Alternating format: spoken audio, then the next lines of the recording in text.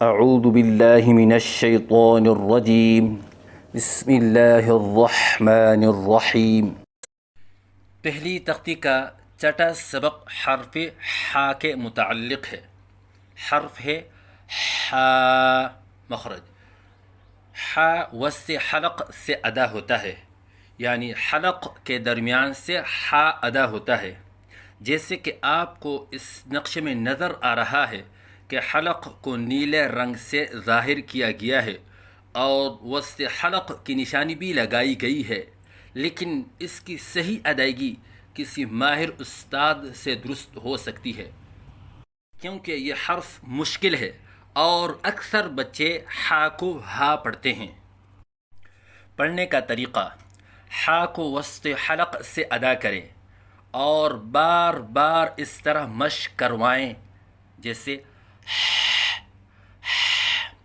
اور بار بار مشق کروانے کے بعد جب اس طرح آواز بن جائے، پھر اس کے بعد الف بھی ساتھ پڑھیں، جیسے حا، اور لفظ حا دو حرفوں سے مرکب ہے، حا اور الف، اور پھر اس کے بعد منہ کھولے، کیونکہ اس کے بعد الف ہے اور الف کی ادائیگی منہ کے کھولنے سے ہوتی ہے، اور ایک الف کے برابر لمبا کر کے پڑھیں، جیسے حا، نہ ایک الف سے کم ہو جیسے حا، اور نہ ایک الف سے زیادہ ہو جیسے حا۔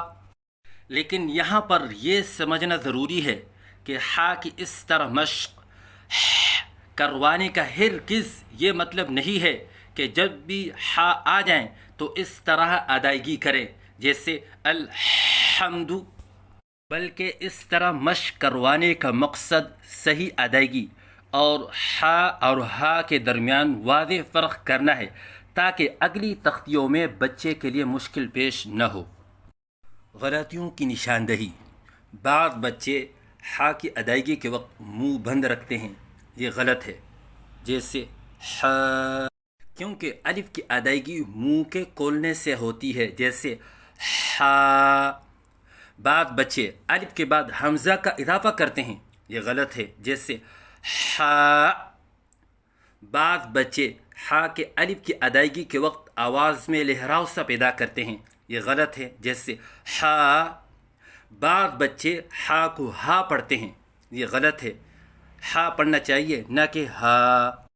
اگر ان غلطیوں میں سے بچہ کوئی ایک غلطی کر رہا ہے، جیسے حا کی جگہ ہا پڑھ رہا ہے، تو اس کو درست کرنے کا طریقہ یہ ہے کہ استاد کو چاہیے کہ بچے کے سامنے پہلے صحیح ادائیگی کرے، جیسے حا، اور پھر بچہ جو غلطی کر رہا تھا اسی کو دہرائیں، جیسے ہا، تاکہ بچے کے سامنے صحیح اور غلط کے درمیان فرق واضح ہو جائے، کیونکہ بچہ اپنے ذہن کے مطابق صحیح پڑھ رہا ہوتا ہے۔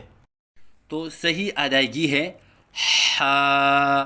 غلطیوں کی نشاندہی: منہ بند کر کے پڑھنا، جیسے حا، یہ غلط ہے۔ حمزہ کے ساتھ پڑھنا، جیسے حا، یہ غلط ہے۔ لہراؤ کے ساتھ پڑھنا، جیسے حا، یہ غلط ہے۔ حا کی جگہ ہا پڑھنا، یہ غلط ہے۔